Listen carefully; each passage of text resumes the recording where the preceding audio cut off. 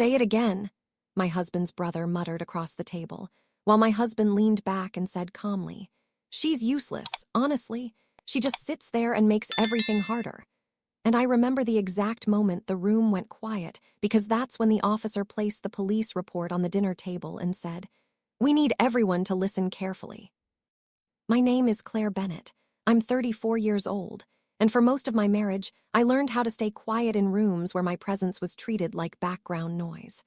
I used to believe that if I kept things peaceful, avoided arguments, and did everything right, I could slowly earn respect in my own home.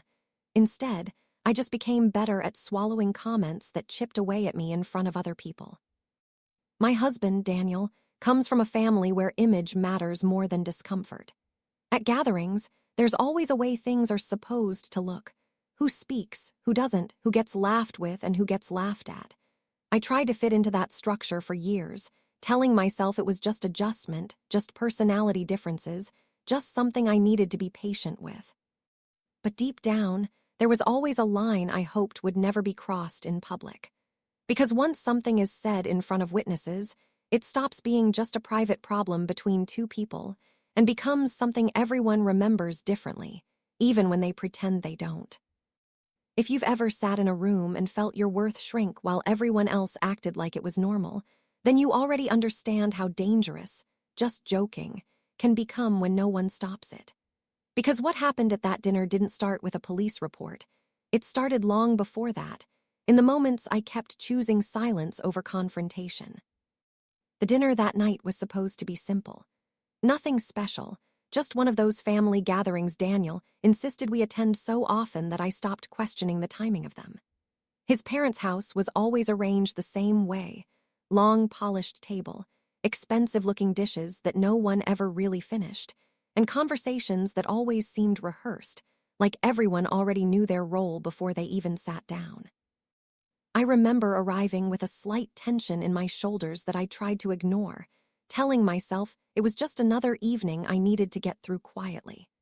Daniel barely looked at me when we walked in. He was already talking to his brother in the hallway, laughing about something I didn't quite catch, and I followed behind them with that familiar feeling of being present but not included. Dinner started normally enough. His mother asked polite questions about work, his father commented on some local news, and I answered when spoken to, keeping my tone calm, measured, careful. I had learned over time that speaking too much or too little both created problems in different ways, so I stayed in the middle, safe, invisible enough not to disrupt anything. But there was a shift that evening I didn't notice at first. Daniel was sharper than usual. Not loud, not obviously angry, just more willing to interrupt me, correct me, cut me off mid-sentence and continue the thought as if mine didn't need to finish. At one point, I mentioned something about a work delay I was handling, and before I could explain, he waved his hand slightly and said, "It's not that complicated, Claire. You just didn't organize it properly." His tone wasn't explosive. It was casual. And that was what made it worse, because no one reacted. His mother gave a small smile like it was harmless correction. His father nodded as if it was reasonable, and I sat there feeling my words collapse before they even reached the table. I remember looking down at my plate after that, deciding not to respond. Not because I agreed, but because I had learned that pushing back at the table never led anywhere good for me. Silence, in moments like that, was safer. But the real moment, the one that changed the entire direction of the night, came later. We were halfway through the meal when Daniel leaned back in his chair, stretched slightly, and looked around the table like he was about to make a casual observation. I didn't think much of it at first, until he said it. "She's honestly useless sometimes," he said with a small laugh, taking a sip of his drink like it was nothing. "I don't know how she manages to complicate the simplest things." For a second, I didn't process it. My brain almost refused to accept that it had been directed at me in that exact tone, in front of everyone. I remember actually pausing mid-movement with my fork still in my hand, like my body hadn't caught up with what I had just heard. Then I looked up slowly and saw it, the slight smirk on his brother's face, the quiet discomfort in his sister-in-law's eyes, the way his mother didn't react at all, as if silence was approval and approval was normal. I felt heat rise in my chest, but I didn't speak. Not yet. Something in me was still trying to decide if this was a moment I should absorb or a moment I should respond to. Because in that family, reacting often turned into being the problem. Staying quiet usually meant things moved on faster. But Daniel wasn't done. "She just sits there," he added, leaning forward slightly now, like he was explaining something obvious, "and somehow still makes everything harder than it needs to be." That was when I felt it shift, not just embarrassment, but something heavier. Something that wasn't just about the words anymore. It was about the fact that it was being said out loud, clearly, intentionally, and being accepted by everyone present as if it belonged there. My hands slowly lowered the fork onto the plate. I remember my heart beating louder than it should have been in a room where no one else seemed affected. I glanced briefly at his father, hoping, just briefly, that someone would interrupt, redirect, say something like, "That's enough." But there was nothing. Just quiet observation, like they were watching something they had seen before. That's when I realized something I had been avoiding for a long time. This wasn't a slip. It wasn't heat of the moment frustration. This was comfortable language for them. I finally spoke, my voice lower than I expected it to be. "I don't think that's fair," I said quietly. Daniel turned to me immediately, as if he had been waiting for that exact response. "See," he said, half laughing again. "This is what I mean. Instead of just accepting feedback, she turns everything into an issue." The word feedback landed differently, because it reframed everything he had just said as something reasonable, even helpful, instead of what it actually was. I felt my throat tighten slightly, but I didn't respond right away. My mind was working faster than my voice at that point, trying to decide if this was worth escalating or if I should just endure it like I had so many times before. But then I noticed something else, the slight shift in attention from the table. Not sympathy, not defense, just observation. Like I was now the variable in the room that had changed the atmosphere. And that's when the doorbell rang. It wasn't loud or dramatic, just a simple, ordinary sound from the entrance of the house. But it cut through the tension in a way that immediately redirected everyone's attention.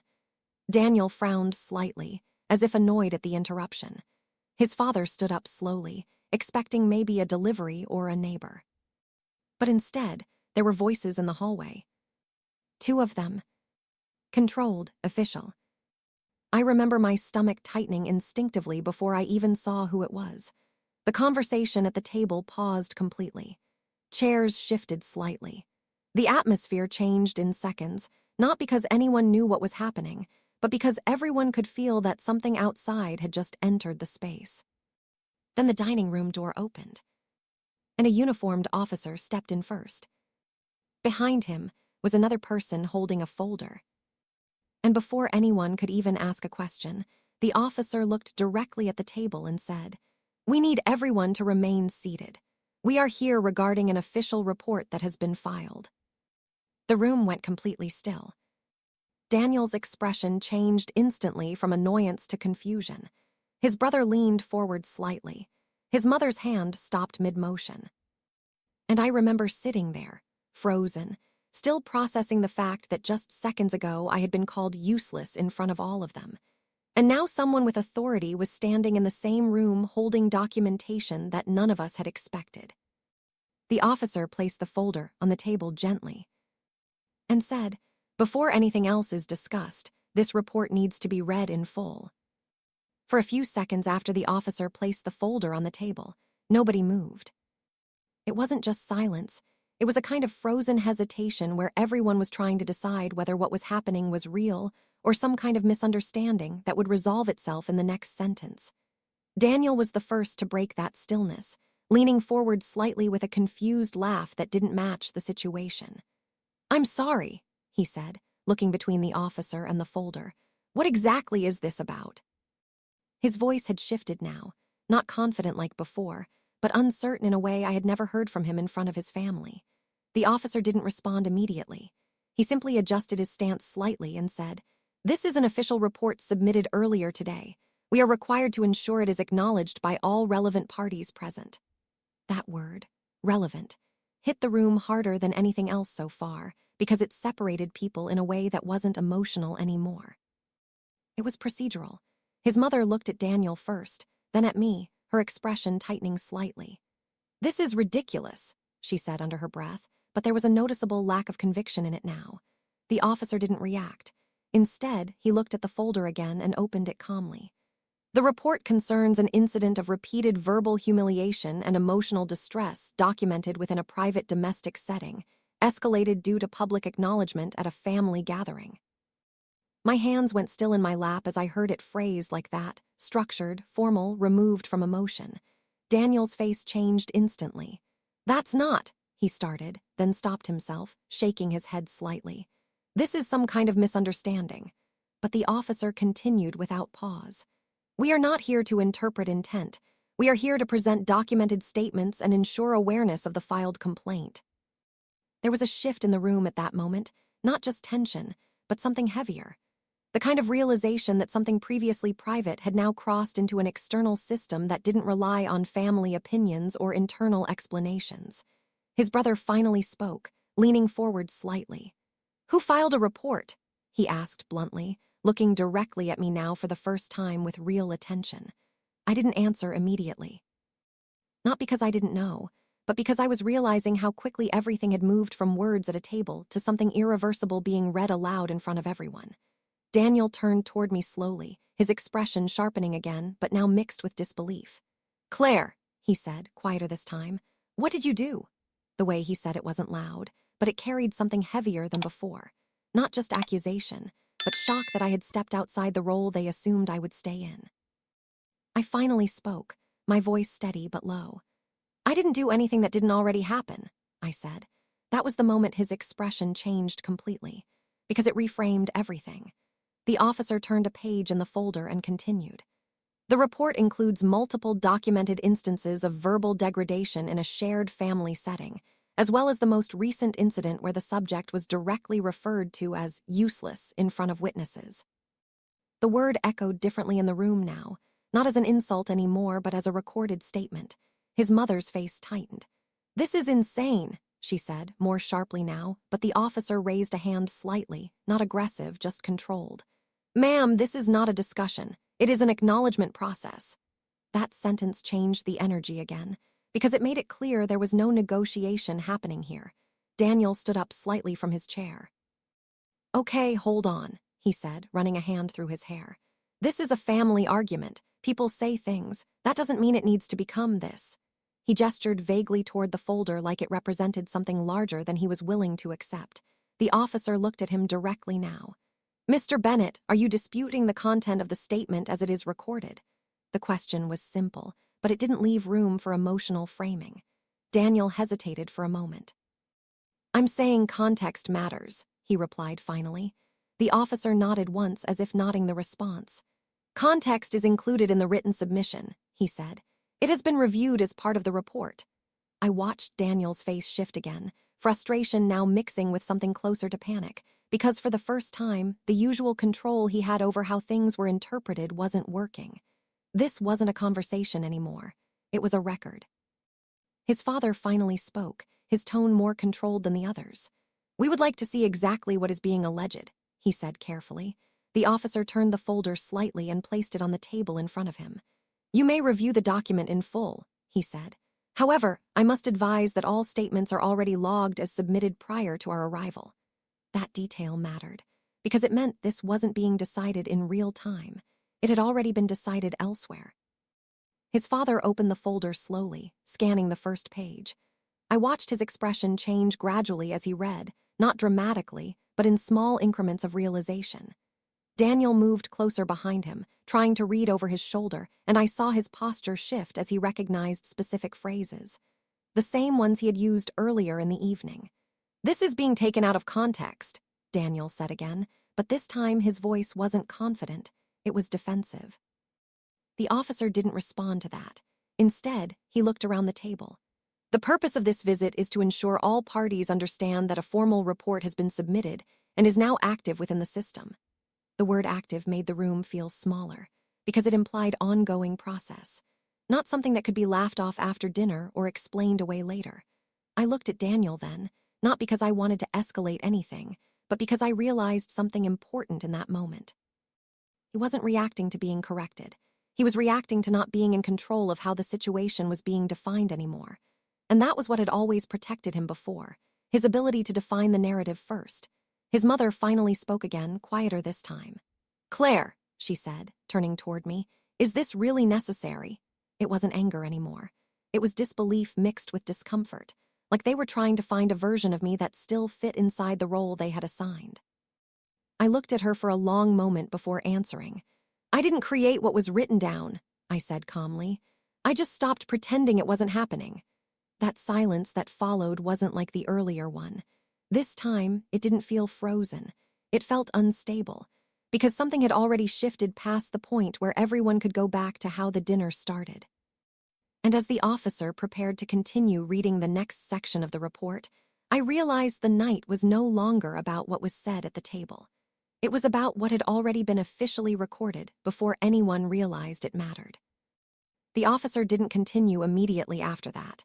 Instead, he closed the folder slightly and looked around the table as if making sure everyone had fully absorbed what had already been stated.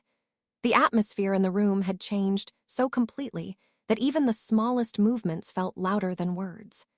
Daniel was still standing, but not in the same confident way he had been earlier. His posture now looked uncertain, like he wasn't sure whether sitting down would make him look weaker or staying standing would make things worse. His father was still scanning the document, his expression tightening in small increments as he processed line after line, while his mother sat rigidly, her hands folded in front of her in a way that looked more controlled than calm. And me, I wasn't moving at all. Not because I was frozen, but because for the first time, I was watching something unfold that I hadn't been expected to see in full. The officer finally spoke again, quieter now, almost procedural in tone. "Before we proceed further, there is additional context within the report that should be acknowledged for clarity." He turned a page and continued. "The submitted statement includes prior incidents of similar language patterns within private domestic interactions, referenced by the reporting party as part of a recurring behavioral pattern rather than an isolated event." That sentence changed the way the room felt again. Because suddenly, this wasn't about one dinner. It wasn't about one comment or one moment of humiliation that could be debated or softened. It was being framed as something continuous, something that had history behind it. Daniel finally sat down slowly, like his body had decided it couldn't maintain the tension anymore. "Recurring," he repeated under his breath.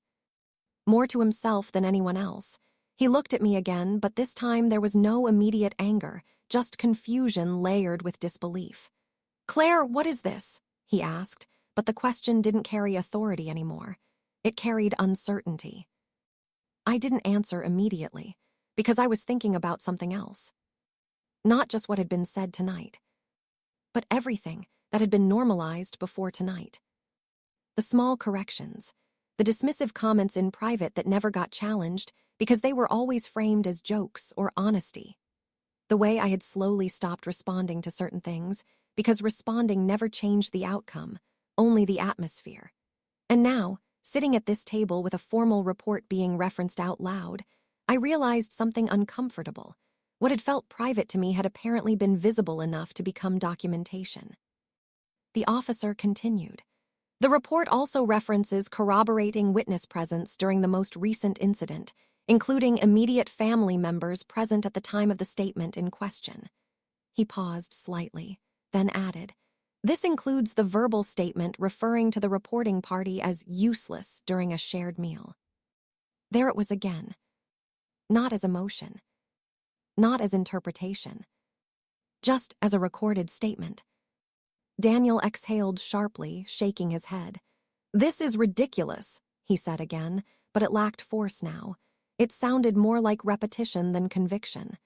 "People say things in arguments. You can't turn every conversation into this." The officer didn't respond to that directly. Instead, he placed a second document on top of the folder. "This is the procedural summary of how the report is processed once submitted," he said. "It does not require agreement from any party to proceed. It only requires acknowledgement."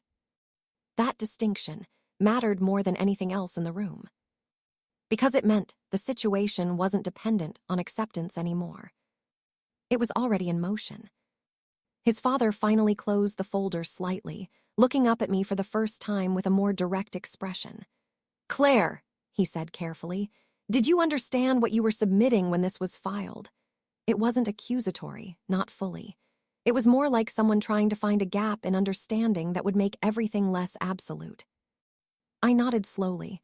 "Yes," I said simply. That answer seemed to land differently than anything else so far, because it removed ambiguity. Daniel leaned forward again. "So you're saying you actually reported me?" he asked, voice lower now, like he was still trying to find a version of this that didn't fully exist yet. "For what?" A comment. I looked at him directly this time, not emotionally, not angrily, just clearly. "I'm saying I documented what was said," I replied, "and how it was said, and how long it's been happening." The room went quiet again, but this silence wasn't the same as before. This one felt like realization forming slowly in different directions at once. The officer checked something on his device, then spoke again. "At this stage, the report has been escalated to review status due to severity classification and corroborated presence of multiple witnesses." He looked up. "Which means it cannot be withdrawn informally at this point." Daniel blinked. "Withdrawn," he repeated. His father turned slightly toward him, then back to the officer. "What happens next procedurally?" he asked. The officer responded without hesitation. "A formal review will be conducted. Statements may be requested from all individuals present. The reporting party may also provide additional supporting documentation if necessary." That was the first time the word documentation felt heavier than everything else in the room. Because it implied this wasn't just about what happened tonight. It was about what could be proven and what could be added. Daniel stood up again, but slower this time. "This is insane," he said quietly, more to himself than anyone else now. "This is a dinner. It's family. People don't just—" He stopped mid-sentence, as if realizing even he couldn't complete the thought the way he wanted. I noticed something in that moment that I hadn't expected. He wasn't angry anymore. Not really. He was trying to find footing in a system that didn't respond to tone or familiarity. His mother finally spoke again, but her voice was different now, less firm. "Claire," she said carefully, "is there something you wanted to achieve with this?" That question hung in the air longer than anything else, because it assumed intent beyond what I had actually done. I took a breath before answering. "I didn't file it to achieve anything," I said quietly. "I filed it because I stopped believing it would change on its own." That answer didn't create conflict. It created silence again. But this time, the silence felt like a threshold. Because something in the room had clearly shifted from interpretation to consequence. The officer closed the folder once more, signaling that the formal part of the acknowledgement was nearing completion. "At this point," he said, "all present parties have been informed of the report's status. Further communication will proceed through official channels." He paused slightly, then added, "I advise everyone to retain awareness that statements made during this time are part of the documented environment surrounding the case." And that was the final shift. Because now even the conversation happening in the room wasn't just private anymore. It was part of something recorded. Something that would not disappear once the dinner ended. As the officer prepared to leave the table, I noticed Daniel watching him. Not me, not his family, but the folder. As if trying to understand how something so ordinary had become something irreversible without him noticing the transition. And I realized then that the next phase of this wasn't going to be about what was said tonight. It was going to be about everything that had already been said before tonight, that no one had ever thought would matter outside the room. The moment the officer stepped away from the table to finalize his notes, the room didn't return to normal. It just changed shape. It was still the same dining room, the same expensive table, the same untouched food slowly cooling in front of everyone, but nothing about it felt like dinner anymore. Daniel stayed seated this time, but his posture had shifted completely. He wasn't relaxed, and he wasn't angry in the way he had been earlier. He looked like someone trying to rebuild control internally while everything around him refused to cooperate. His father was still holding the folder open. Reading again in silence like repetition might reveal a different meaning the second time. His mother had stopped pretending to follow the conversation and was now watching me directly, not speaking, just observing in a way that felt more calculating than emotional. I stayed quiet too, but not because I didn't know what to say. It was because I was beginning to understand something important about what had just happened. The report wasn't just an interruption to the evening. It was a shift in structure. And now that shift had introduced something I hadn't had in that room before: external validation. Not emotional agreement. Not family interpretation. Something official enough that it couldn't be dismissed by laughter or reframed as exaggeration later. The officer returned briefly to collect a final signature acknowledgement from Daniel's father, and as he did, I noticed something subtle but important. He wasn't interacting with us emotionally anymore. He was following process.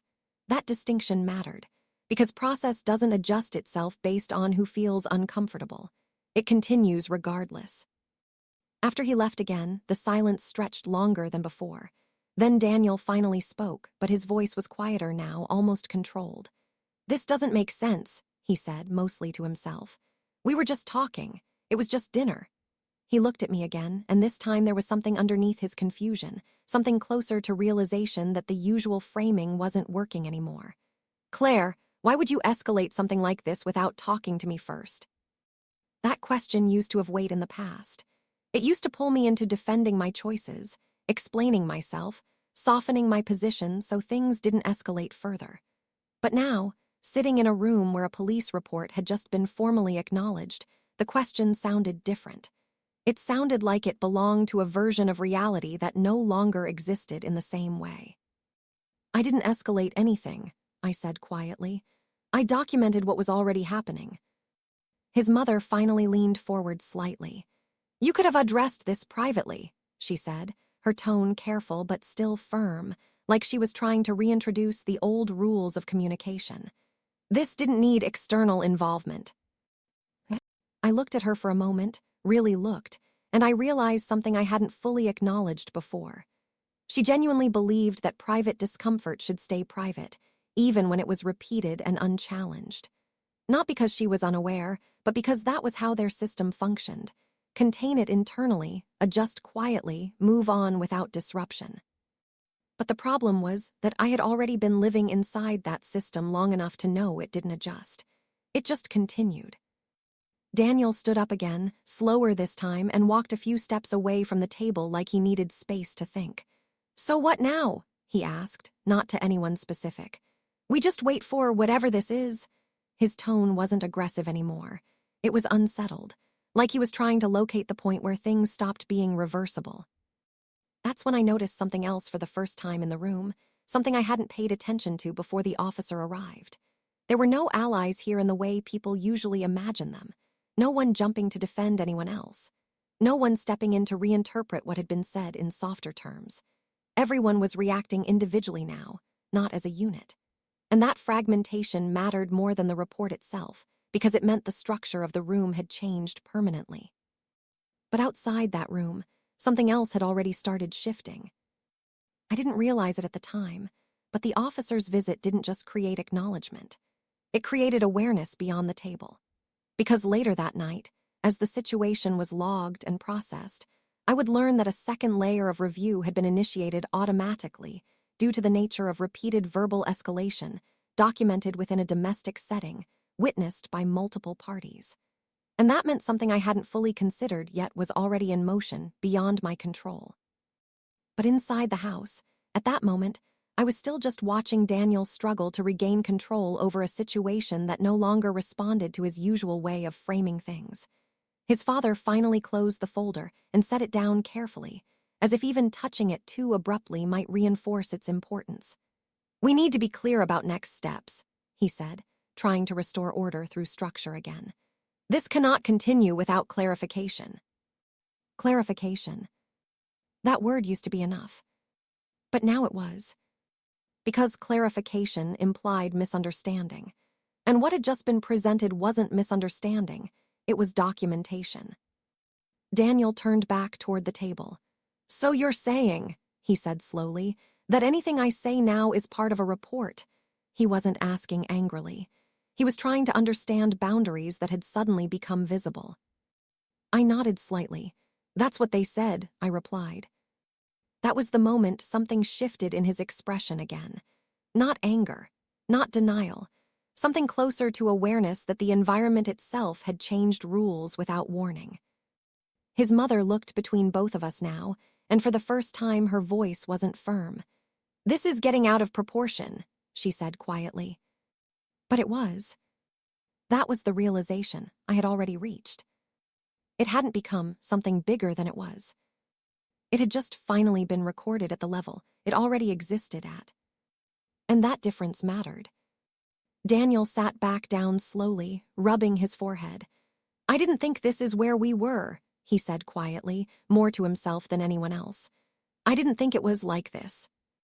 And I believed him in that moment. Because I finally understood something important about him too. He hadn't experienced it as pattern. He had experienced it as isolated moments that never carried consequences beyond the room. Until now. There was a knock at the door again, softer this time. One of the officer's colleagues stepped in briefly to confirm final procedural closure of the acknowledgement phase. No one spoke during that exchange.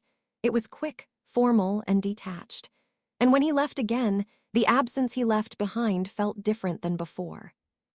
Because now there was no interruption left to reset the atmosphere. Just the aftermath. When the door closed, Daniel finally looked at me properly again, and this time his voice was lower. "What do you want from this?" he asked. It wasn't accusatory anymore. It was uncertain. And I realized something in that moment that I hadn't been able to articulate earlier. I wasn't trying to take something from him. I was trying to stop something from continuing. "I want it to stop," I said simply. That was the first time the room didn't respond immediately.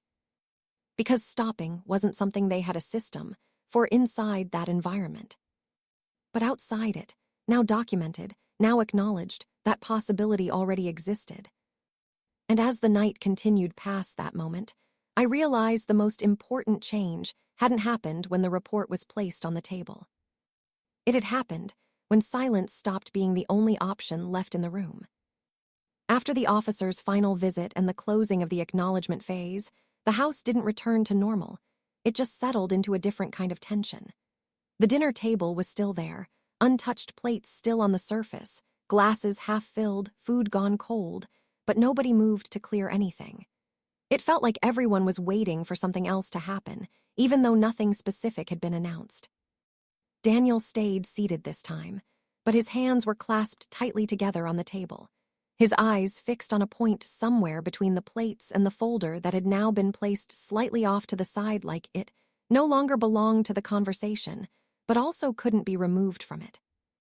His father had gone quieter again, no longer rereading the report, but staring at it in a way that suggested he was trying to reconcile what he thought he knew about his own household with what had just been formally recorded. His mother, meanwhile, was no longer trying to engage anyone directly. Instead, she kept glancing between Daniel and me, as if recalculating the entire situation in real time and trying to determine where control could still be restored. I sat still too, but my stillness was different. It wasn't confusion anymore. It was awareness of what had already shifted beyond the room itself.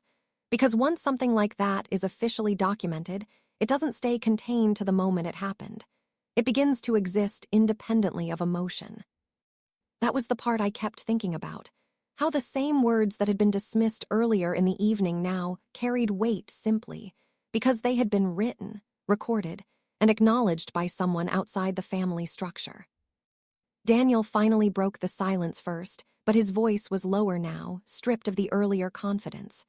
"So that's it?" he asked quietly. "We just wait for someone else to decide what this means." There was frustration in his tone, but underneath it, I could hear something else starting to form, uncertainty about what control even looked like anymore. His father finally spoke again, slower this time, choosing his words carefully. "This is not something we can resolve informally now," he said, still trying to maintain structure. "There is a process in place. But even as he said it, there was hesitation in his voice because the word process no longer felt like reassurance. It felt like distance, like something happening outside of their influence. Daniel leaned back slightly, exhaling through his nose. A process, he repeated, almost to himself. Over a dinner argument. The way he said it suggested he was still trying to compress everything back into its original size, like if he could reduce it enough, it might stop expanding beyond his control. I finally spoke again, not to escalate anything, but because silence now felt like avoidance rather than safety. It wasn't just tonight, I said quietly. The room shifted slightly at that. Not dramatically, but enough that I felt it. Daniel looked at me immediately. What does that mean? He asked, but his voice had changed again, less defensive, more searching. It meant everything I had never said out loud in that space before. It meant all the moments that had been normalized, minimized, or dismissed because they didn't seem significant enough on their own. But now, sitting in a room where a formal report existed, those moments were no longer just memories. They were context. I mean, I continued carefully, that this didn't start at dinner. It just got recorded there. That sentence didn't create an immediate reaction, but it changed the atmosphere again. Because it removed the idea that this was an isolated breakdown. It reframed it as continuity. His mother finally spoke again, but her voice was quieter now. You're making this sound like something it's not, she said, though even she didn't sound fully convinced anymore. Families argue. I looked at her for a moment. Yes, I said calmly, they do. And then I paused, because this was the part that mattered.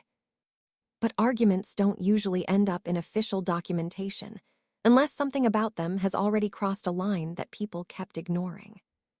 That word, line, hung in the air longer than anything else. Daniel stood up again, but this time he didn't pace or move away. He just stood there, looking at the table like it might give him an answer if he stared long enough. So what now? He asked again, but softer this time. What happens to us after this? Us. That was the first time the word had come back into the conversation since the officer left.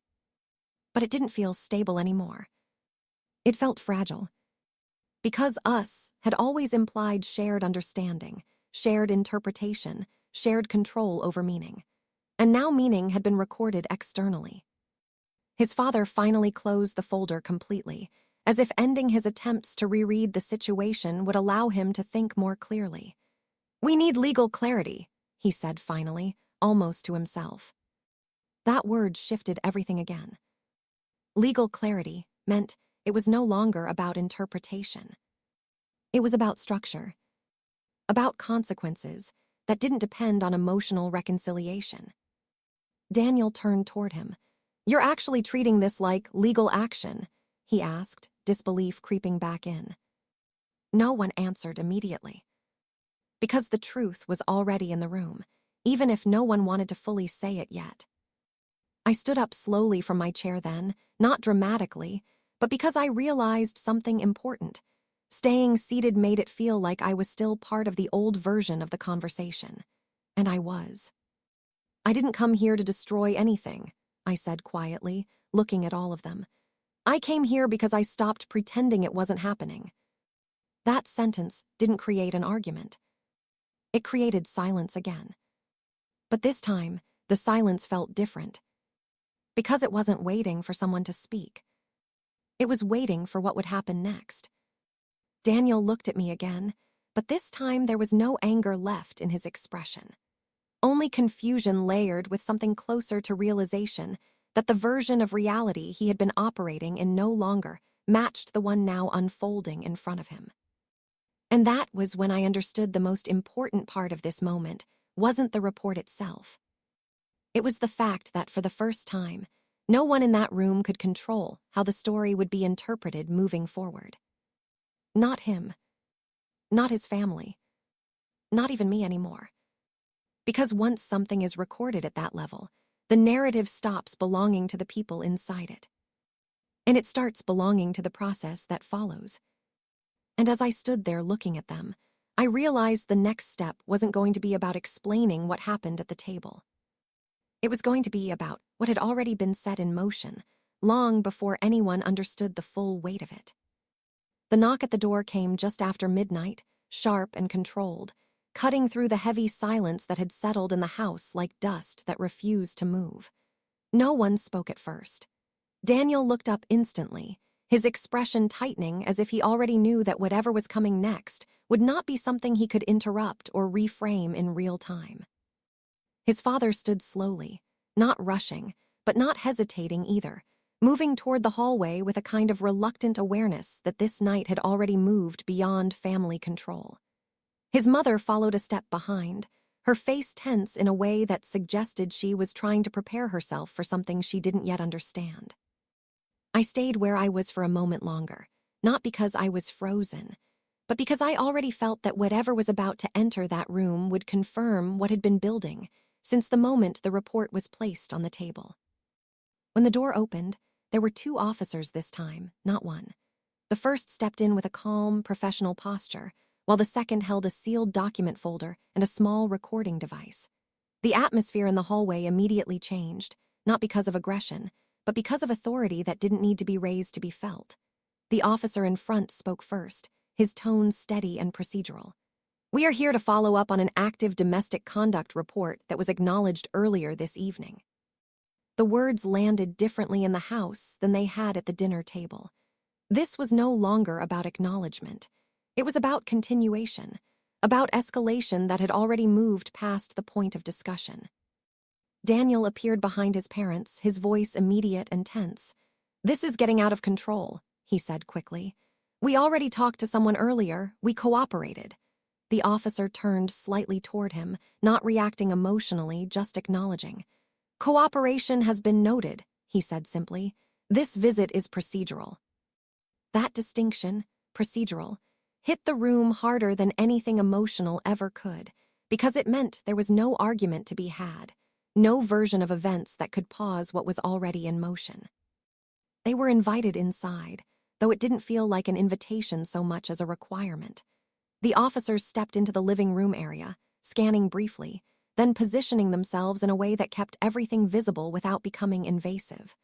The second officer placed the folder on the table again, this time with a different weight to it, not just documentation, but confirmation that the system had moved forward. "This is the formal escalation notice," he said. "It confirms that the report has progressed beyond initial review due to corroborated witness presence and recorded verbal evidence." Daniel exhaled sharply, shaking his head. "Recorded," he repeated. "What recorded evidence?" His voice was louder now, but it didn't carry the same confidence it had earlier in the evening. It sounded like someone trying to locate a point in the system where things could still be reversed. The officer didn't hesitate. He tapped the folder lightly. "Statements were documented during initial review. Audio confirmation was included as part of the submission." That sentence changed the room instantly, because now it wasn't about interpretation anymore. It wasn't about memory or disagreement or context. It was about evidence that existed outside of personal recollection. His father finally spoke again, slower than before. "What exactly is the outcome of this escalation?" he asked carefully, trying to regain some form of structured understanding.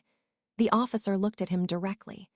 "It means the report is now under formal domestic conduct review," he said, "which includes assessment of repeated behavioral patterns, witness statements, and emotional impact within a shared household environment." There it was again, repeated behavioral patterns, not isolated incidents, not misunderstandings, patterns. I noticed Daniel shift slightly at that word, as if it physically affected him more than anything else so far. He looked at me then, really looked at me, but this time there was no accusation in his eyes.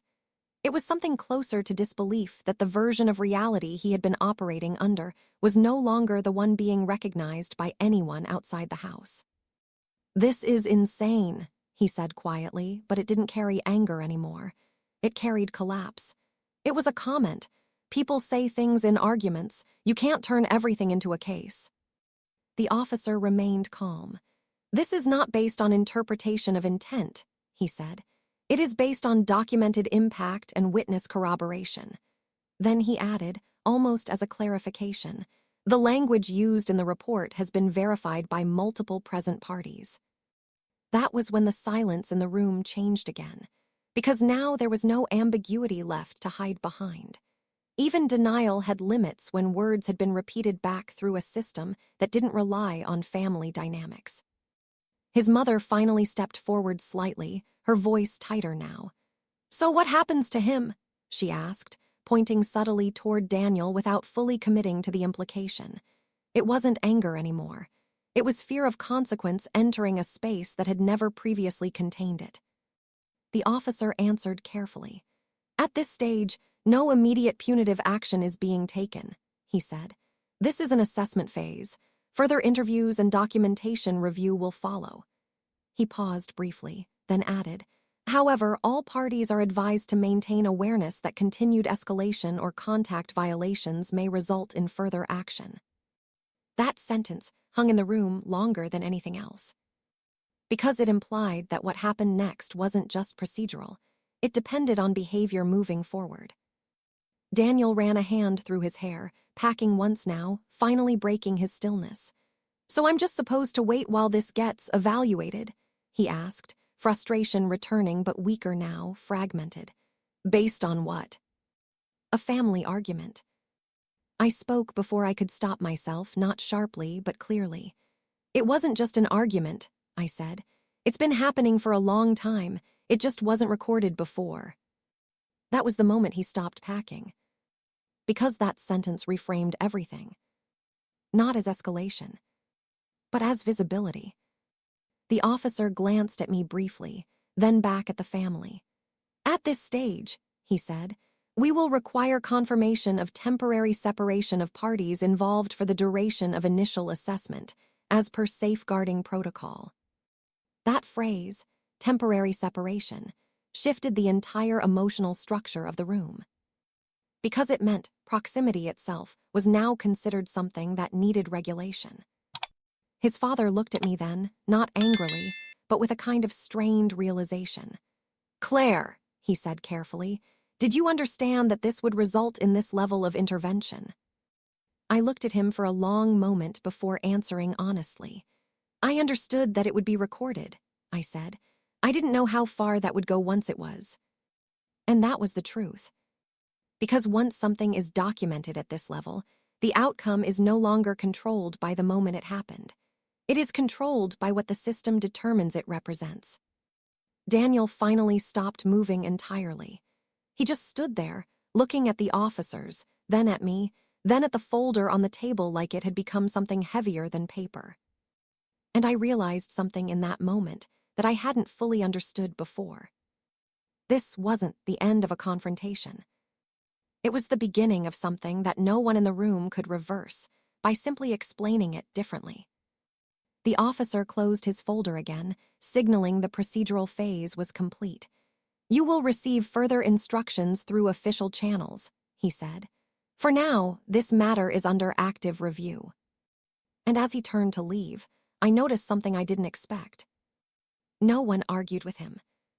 No one tried to stop it, because the authority in the room had already shifted away from emotion entirely. And once that happens, the story doesn't belong to the people inside it anymore. It belongs to what comes after. After the officers left, the house didn't return to anything resembling normal life. It didn't feel like an ending had happened. It felt like something had been removed, leaving behind a structure that no longer knew how to behave. The silence wasn't peaceful anymore.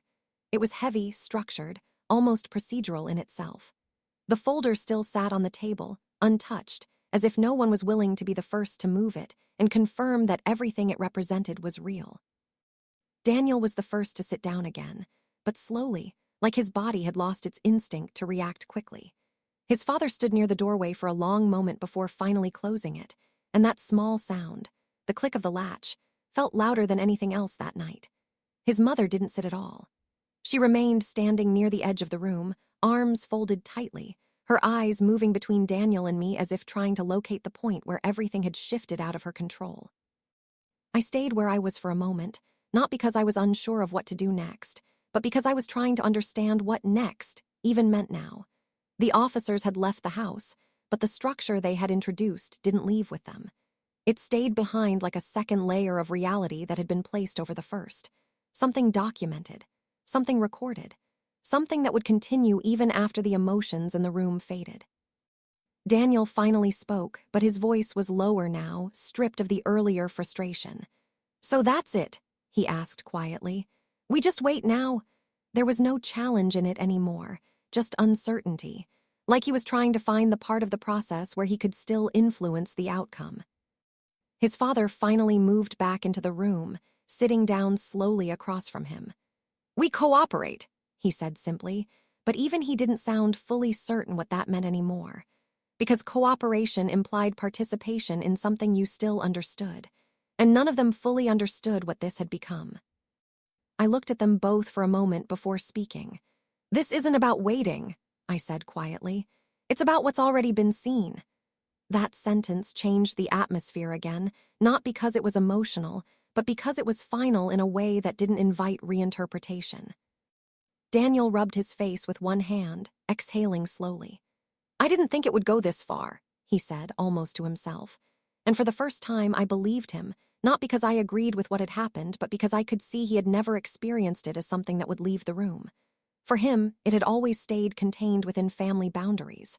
Words said, tensions rising, then fading. But now those words existed somewhere outside of us. His mother finally spoke again, but her tone had softened slightly, not out of acceptance, but exhaustion.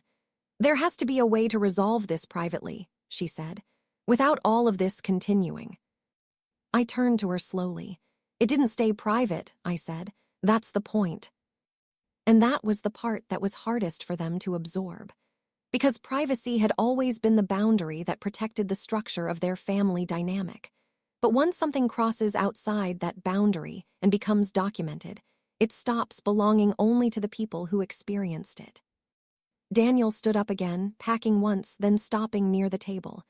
"So what now?" he asked again, but softer this time. "What does this mean for us?" That word, us, felt different now. It didn't feel stable anymore. It felt uncertain, like it needed redefinition before it could be used again. I didn't answer immediately, because I was realizing something important in real time. The question wasn't just about what would happen next legally or procedurally. It was about what remained of relationships once they were no longer interpreted only internally.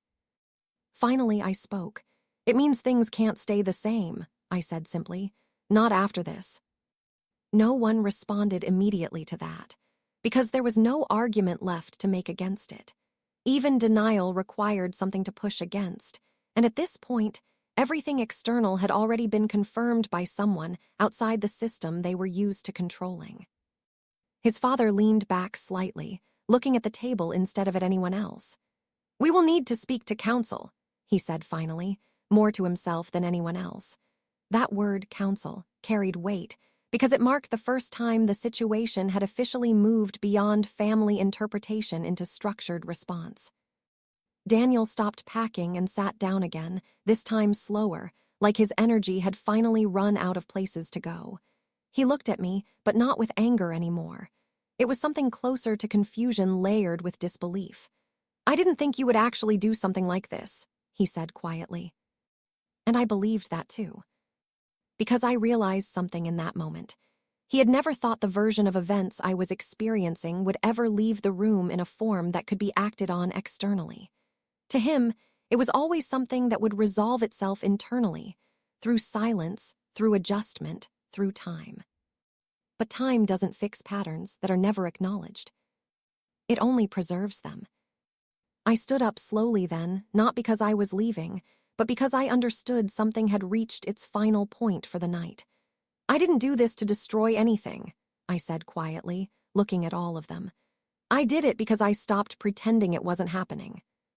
That sentence didn't create an argument. It created understanding. Not agreement, but recognition that the version of reality they had been operating in was no longer the only one that mattered.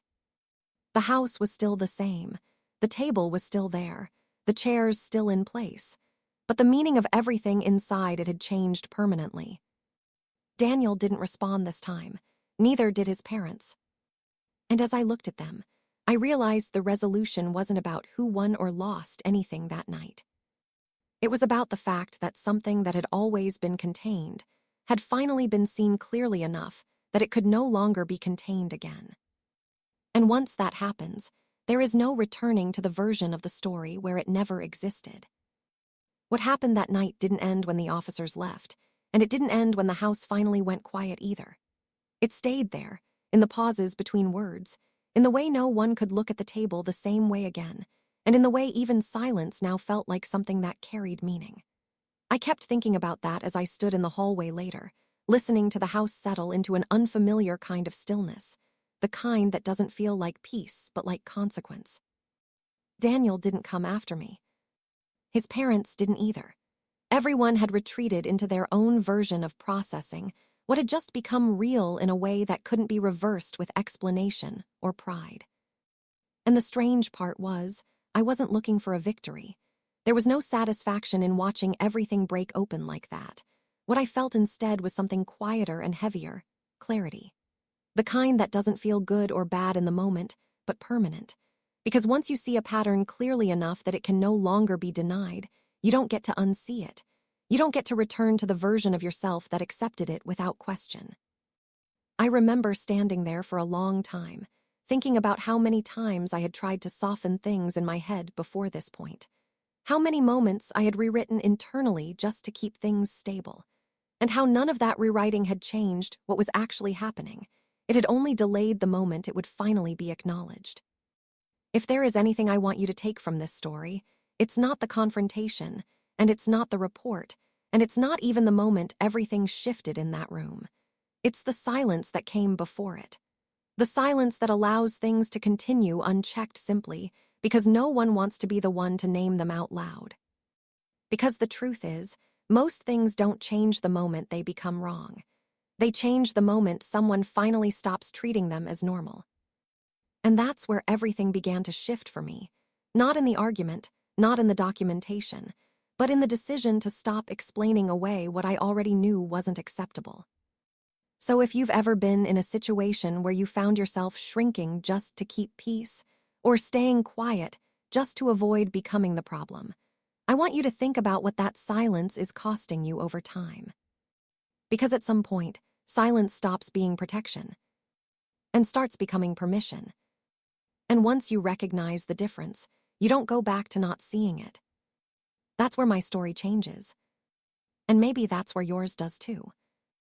After everything that happened, what stayed with me wasn't the argument, and it wasn't even the moment the report was placed on the table.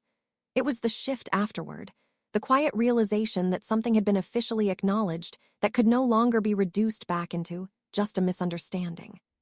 That kind of change doesn't feel loud. It feels final in a very quiet way, like a door closing somewhere you can't reopen. In the days that followed, there were no dramatic conversations that magically fixed everything. No sudden clarity from people who had ignored the pattern before. Instead, there were pauses. Awkward attempts to return to normal. Conversations that stopped halfway through because no one was sure what normal even meant anymore. And through all of it, I kept coming back to the same thought: nothing escalates overnight. It builds slowly, in moments people choose not to address because it feels easier in the short term. And that's the part I can't stop thinking about. Because most people don't realize when they're becoming used to something they shouldn't be used to. They just call it how things are until something forces them to see it differently. If you're watching this story and something about it feels familiar, I don't want you to jump to conclusions about your own life or anyone else. I just want you to notice the moments you've been brushing aside, the comments you've normalized, the silence you've accepted because speaking up felt more complicated than staying quiet. Because change doesn't always start with confrontation. Sometimes it starts with recognition. And once something is recognized clearly, it doesn't go back to being invisible again. That's where this story ends for now, but it's also where a different kind of beginning quietly starts. And maybe the real question isn't what happened in that house, but what finally becomes impossible to ignore after you've seen it clearly enough.